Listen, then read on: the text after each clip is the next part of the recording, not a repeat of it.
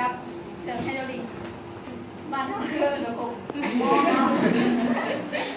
ส่วนวิธีใช้แก้วน้องจะได้รู้ ประเทศก็มีอุปกรณ์มันก็มีแต่เล็กตัดนึงมีพอที่นั่นพอเสียนมีแสดงเขางาน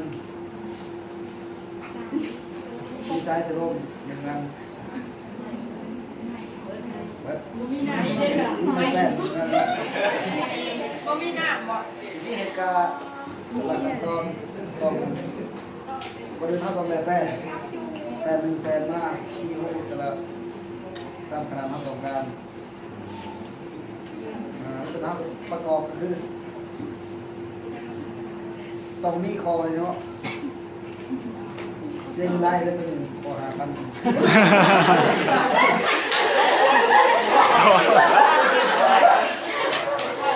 ได้คอมันจะซื้อเขารักเขา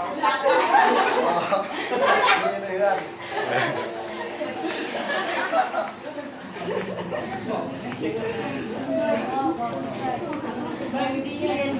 นาทีเรียกนาทีเรียกเนาะใส่ลักๆคงตัวนี้ต้องเขาตั้งเตาด้วยตั้งดีให้เขาถึงต้องมันใส่คงตัวนี้ด้วยที่ตั้งกับพวกแห้งก็เขาแห้งก็จะเลย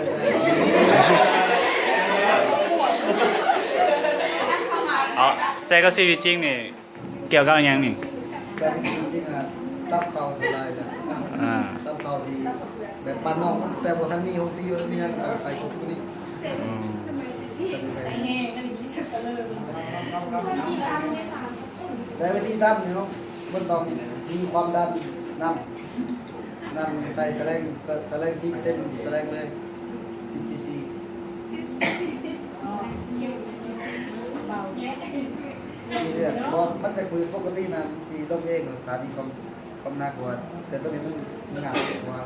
พอมันโผล่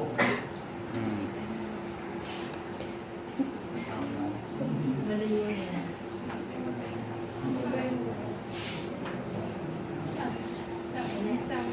เบิดเหรอเบิดเหรอ ตาม